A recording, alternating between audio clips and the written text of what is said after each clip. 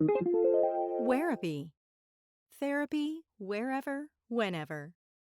Welcome to the, what is it now, fifth maybe episode of Coffee with a Therapist. My name is Philip Andersson. I am a psychodynamic therapist, and I'm also the founder of a website called Wherapy, where I offer online therapy sessions and online mental health courses with a subscription service called Wherapy Plus. But enough about that. I'm making my coffee as usual. Yeah, it's a beautiful day outside. My dog is feeling a little bit frisky and he's attacking my leg right now. And I thought I'd go out for a drive again like I did last week. Park by some beautiful place and record this podcast. So I'm preparing my coffee, and the topic of today's podcast is going to be the pain of growing up global. Did you hear that? The pain of growing up global, or being a TCK, third culture kid, as it is more accurately called. Yeah. So I'm gonna make myself some coffee, and then I'm gonna drive out. And once I've recorded the podcast, rather, I am going to take a bunch of photos and I'm gonna upload them as well to various social media accounts. So go over to Facebook, Instagram, and check all that stuff out if you want to. So I'll talk to you in a bit.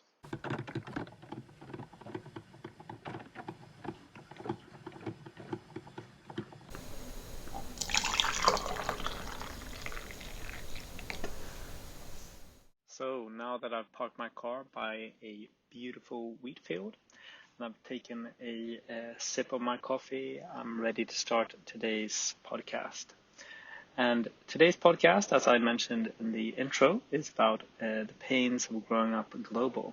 And before we get into the nitty-gritty of it, I'd like to say that I myself have grown up global. So this isn't something that I've just researched or something that I've taken from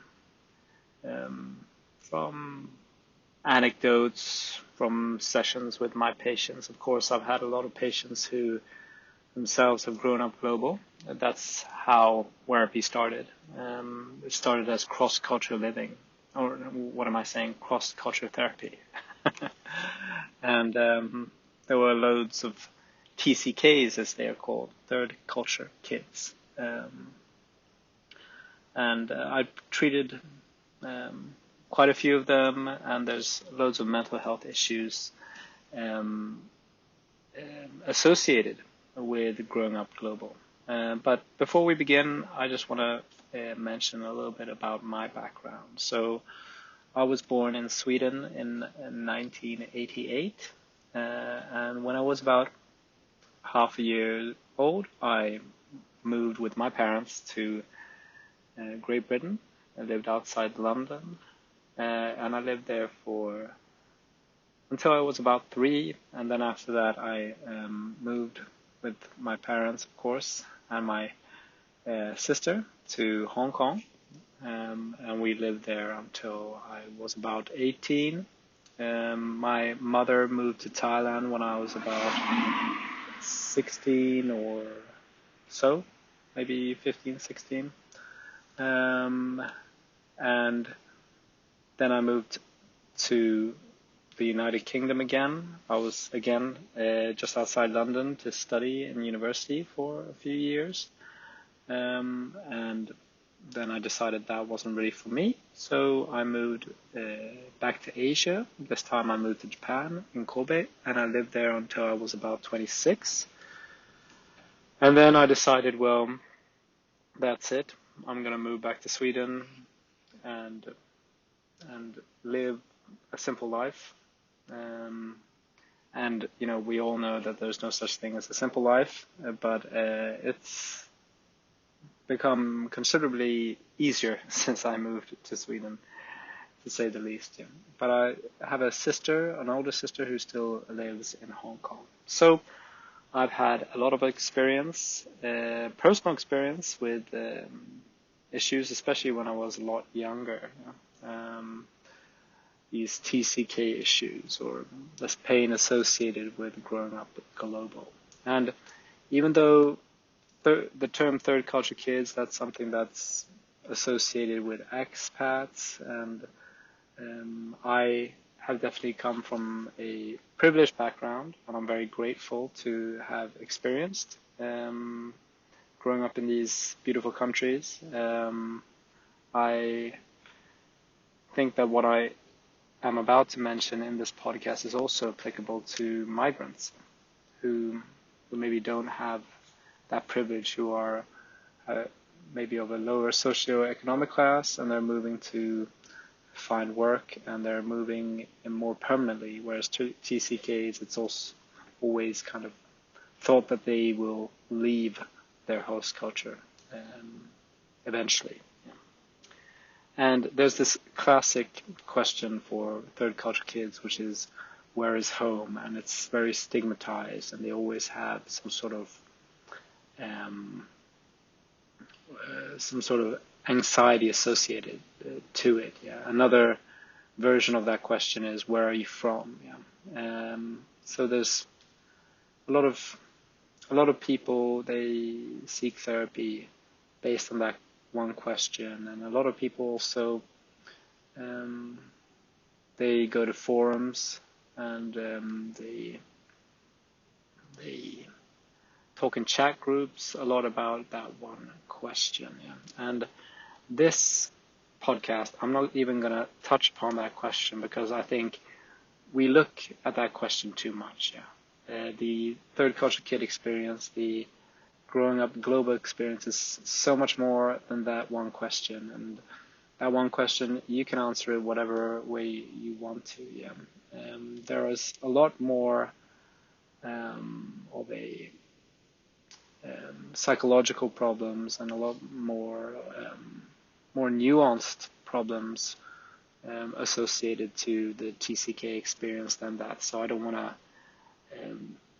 to just stick to that. So I'm not going to answer that in this podcast. Yeah. But when we look at third culture kids, we think of the host culture, and then we also think of the passport culture. Sometimes I call the host culture the adopted culture. Yeah. You can kind of formulate it how you will, but it's good to look at the TCK experience from these two aspects. Yeah, being in the host culture and being from the passport culture. And by passport culture, I mean the culture that your parents are from, or that your parents are originally from. Yeah. And the host culture is where you're living at the moment. And TCKs, the issue with them is that they sorry, a car passed me there. I'm parked alongside a quite busy road, yeah. But back to the podcast. The problem with TCKs, or the problem associated with growing up global, is that the TCK is neither associated to the passport culture or the host culture fully.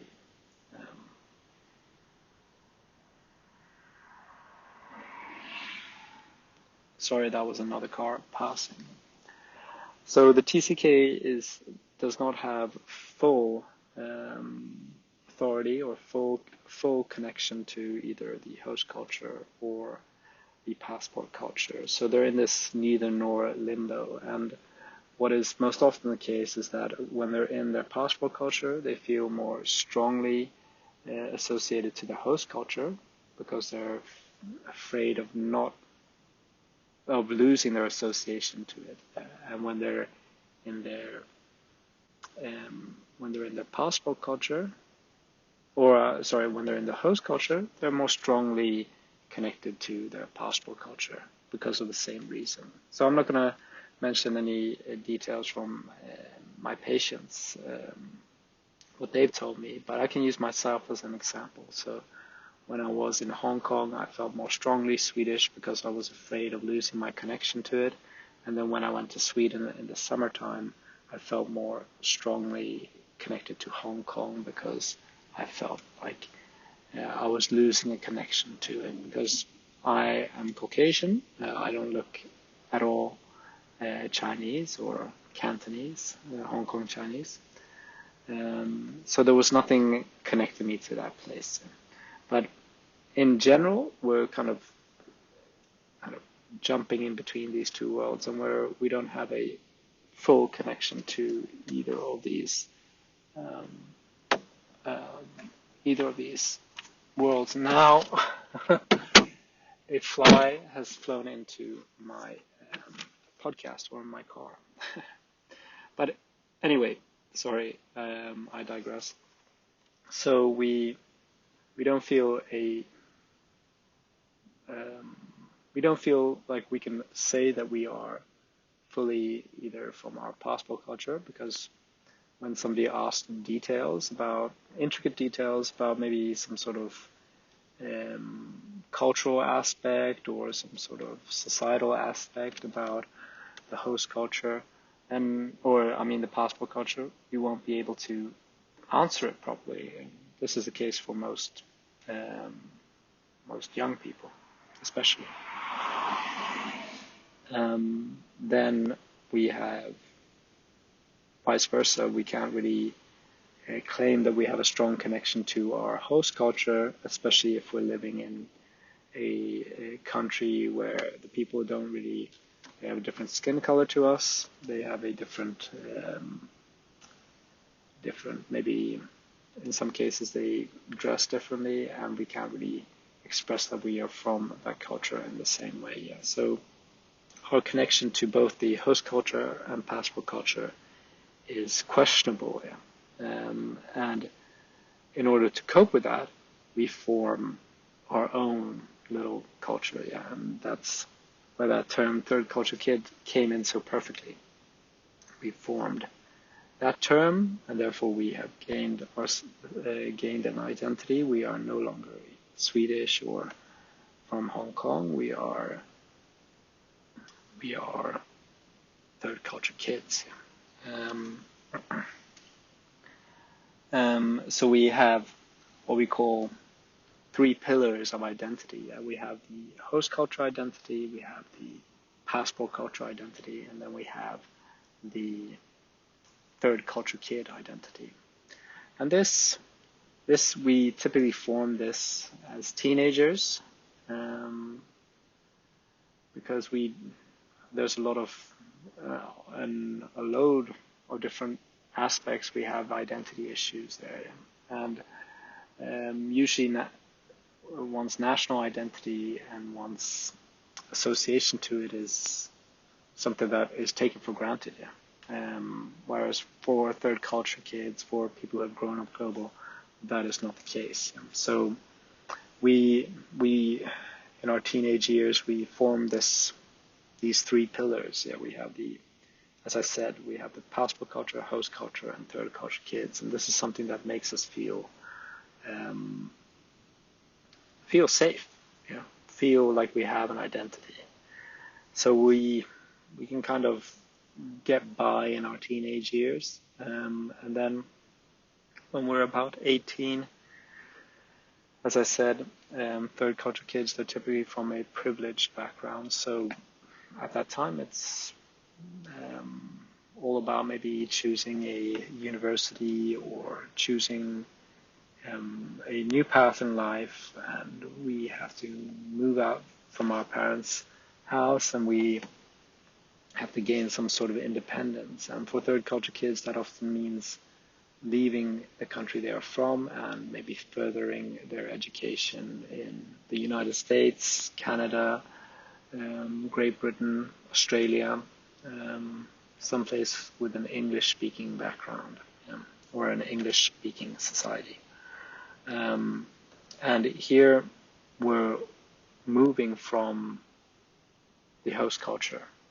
So in my case, I'm moving from Hong Kong, and I'm moving to England from Hong Kong. So my connection, since I'm Caucasian, to the host culture isn't obvious. Um, and there, so the question comes, well, I've lived here for 15 years, so how, what do I have to prove for it? Yeah?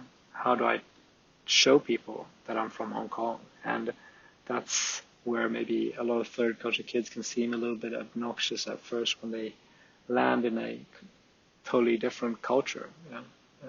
They always want to talk about their old host culture, where they're from, maintain an identity to it, and that can kind of make it hard for them to form a connection with the people who are in their new host culture, or if they move back to their passport culture, people in the passport culture. It's like they don't really want to commit to that place, yeah, because they're afraid of losing their identity, the part of their identity which is associated to the host culture. Yeah.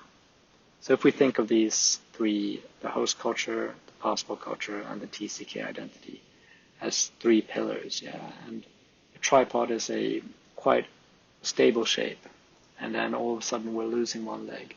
We're losing say that there's somebody who's lived in a host culture and they're moving back to their passport culture. Then they're losing their host culture, and they're also losing, by the way, their TCK culture, because now they're just a Swedish person living in Sweden, for example, or a British person living in Britain, or a Japanese person living in Japan, or a Nigerian person living in Nigeria, and so on and so forth. So where does that person have their identity then?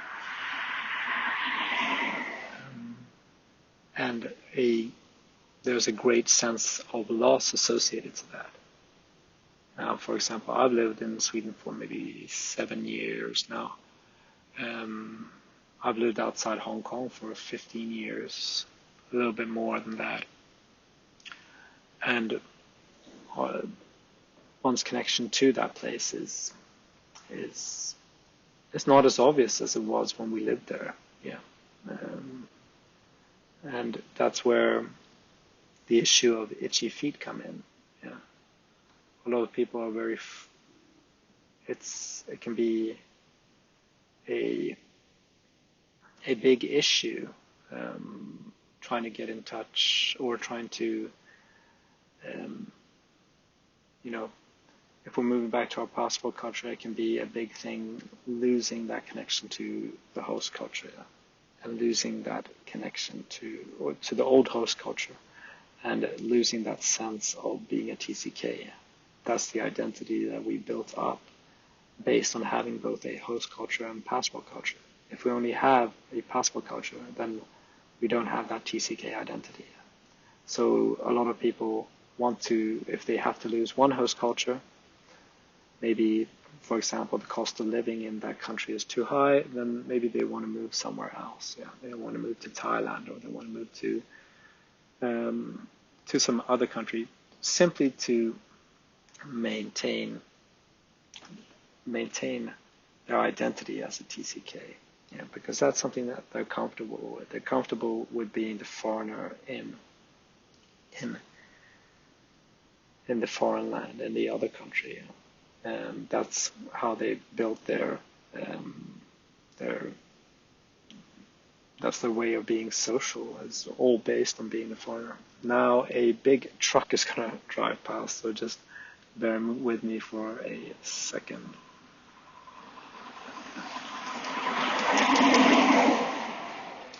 When I stopped here, I didn't really think that this road was going to be this busy, but who cares? Let's carry on anyway. So, yeah, we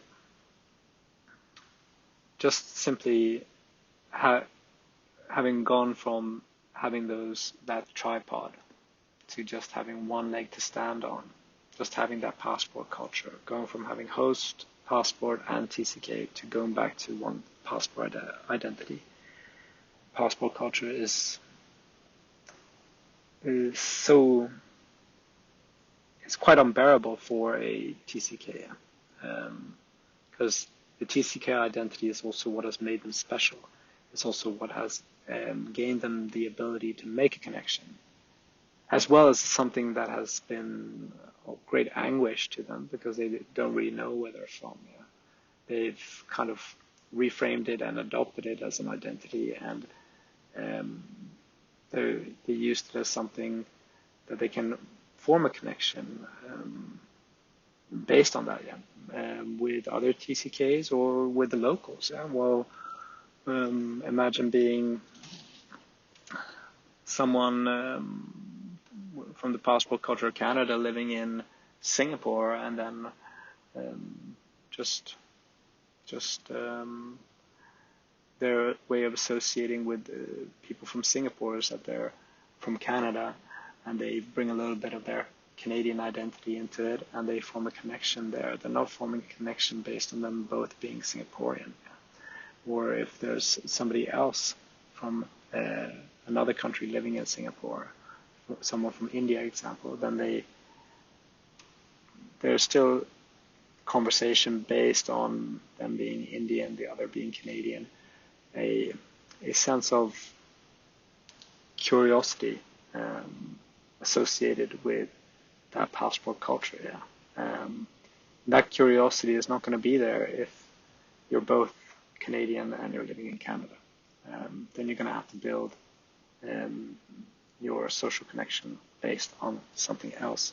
So a lot of people have what in TCK circles is known as the itchy feet syndrome, yeah. Or what I like to call maybe a fear of commitment or a fear of being trapped. And this comes from an inner conflict. And the inner conflict, as a psychotherapist, with a psychodynamic background, I love talking about inner conflict and how it works. And here we have two motivating factors, which are opposing forces. We have the motivation of remaining a TCK, remaining special. Yeah. And we also have the motivational factor of having a normal life and everything that is associated with it. For example, career goals or family goals. A lot of TCKs, for example, they get married a lot later and they build a family a lot later because they spend all this time traveling around, moving from country to country to maintain their identity as a TCK. They maybe live in a country, for example, Germany, for 3 years, and then they move to another country, Hungary, for another 3 years. And at the end of these 3 years, they're thinking, well, I'm getting a little bit too bedded into this country. I don't want to stay here for any longer because I'm going to be perceived as a local, and I'm going to have to be in a certain way. I'm going to have to live a more normal life. And then when they think that, they move again. Yeah. So, and what a lot of TCKs and people in general want from life is to achieve a sense of fulfillment. Maslow's hierarchy of needs, at the very top, there's self-actualization, fulfillment, and below that, I think it's self-esteem, if I remember correctly. And there's, in those two boxes, there's a lot associated to maybe having a family or having a career, and the TCK lifestyle actively works against that. Yeah, if you're going to have to move from country to country every few years. So, for example, a TCK might think that they want to move to, for example, Jamaica, or yeah, let's just take that as an example. They want to move to Jamaica, but they're really interested in having a career within finance, and maybe living in Frankfurt or staying put in London or staying put in Sweden would be more suited to that career. And of course, with family, love is a matter of who you meet where, and and hearts meeting with each other. But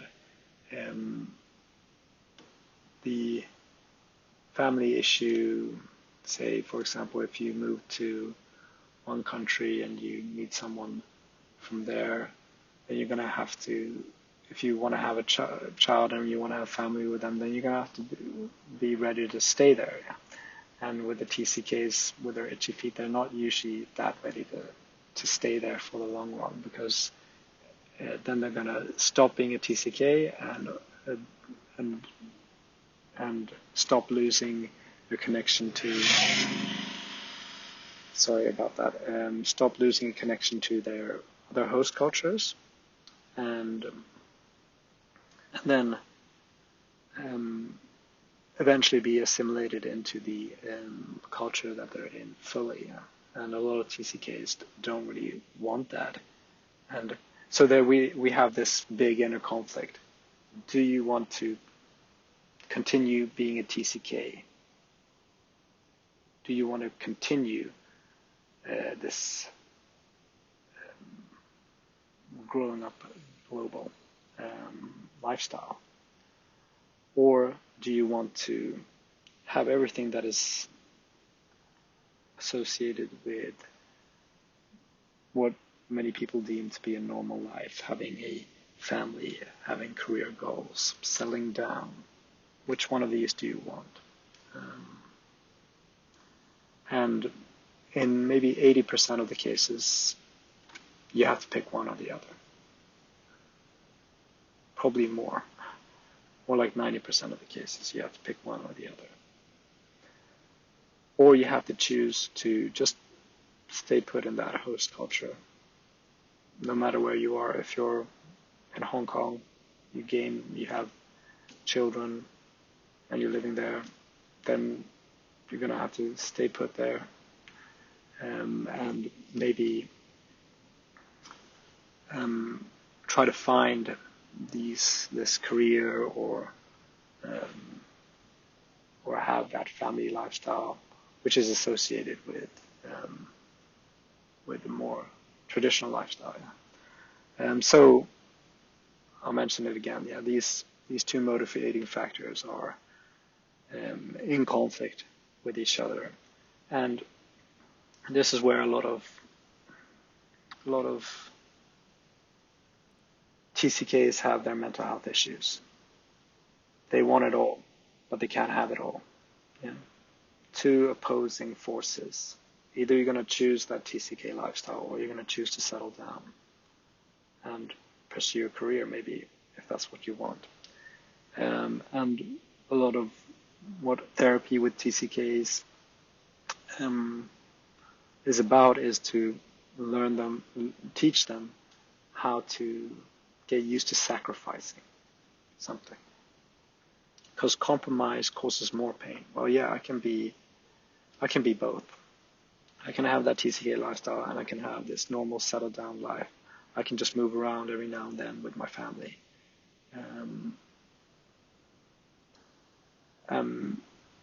Neither your the TCK part of you, or the part of you that wants a normal lifestyle, a more settled lifestyle, neither of them is going to be fulfilled by that, yeah, and they're going to hate each other for it, yeah. So there's going to be a lot of inner conflict if you just compromise. So compromise causes pain. You have to learn how to sacrifice. And once you've sacrificed, for example, stopped moving around, stopped being a TCK, and you decided to stay put in one country for the rest of your life, then you have to learn how to grieve these other host cultures that you've had before. Yeah. Grieve that life of being a TCK. Those memories will stay with you forever.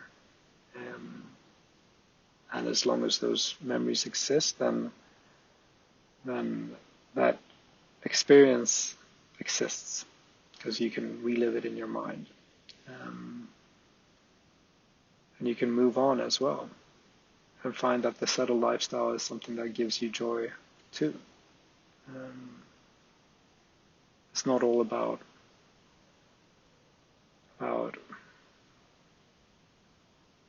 sometimes you maintain the TCK lifestyle, the global lifestyle. There's a habit of maintaining it even if you don't want it to be maintained because you don't know anything else. So giving in and making a sacrifice. Or, for that matter, the other way around, sacrificing the settled life, the career, to having that TCK lifestyle. Sacrificing the other fully to have that one, and grieving the loss of either what could have been a settled life or grieving the loss of all these host cultures that you've had. And then finding a way to maintain your connection to your old host cultures, whether that's from traveling to them to having some sort of symbolic connection, some sort of product that you have on, a hat or a necklace or something, or just having things in your home that reminds you of that life that you've had. Those are ways of maintaining your connection to the TCK lifestyle, to those host cultures that you've had. That is, of course, if you make that sacrifice of not choosing not to remain a TCK.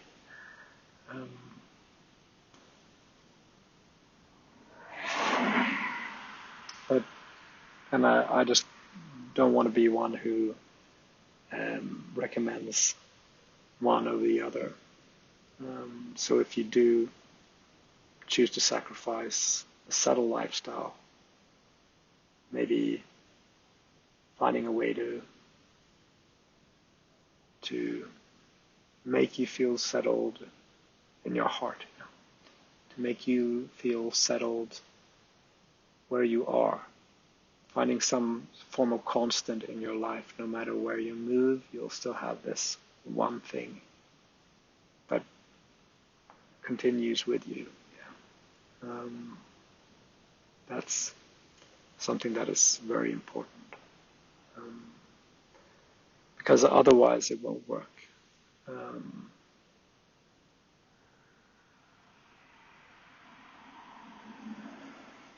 Otherwise you'll still try to find that compromise, which is going to cause you a lot more pain in the long run. So that was the podcast for today. I've forgotten to even take a sip of my coffee, so now it's probably cold. But I'm going to head back to the office. This is the TCK, Third Culture Kid, growing up global topic is something that I'm quite passionate about. And it's a very interesting topic. You can talk a lot more about it in many different ways. And I'm going to continue making podcasts about it as well. It's going to be a part of this series, but I'm going to feature that topic sporadically. So please stay subscribed and stay tuned for more podcasts on the topic. I'm going to talk about something which I deem very important, is having how maybe when we're a TCK, when we're growing up, we have our parents as gatekeepers of our connection to our passport culture and how that affects us, for example. And also the concept of nostalgia as a TCK, it being maybe something that is reflective of your yearning to go back to a certain age rather than going back to a certain country. Nostalgia is something that affects TCKs a lot. So there's a lot to talk about. So stay tuned for those. You can subscribe to the Wherapy Phil newsletter, or you can just go connect with our social media accounts. I'll put a link to them in the description so you can stay tuned. And stay tuned for new podcasts on the topic. And if you're interested and want to support, please feel free to donate. And if you want a session with me, go over to wherapy.com and just book a session. Thank you very much and have a great day.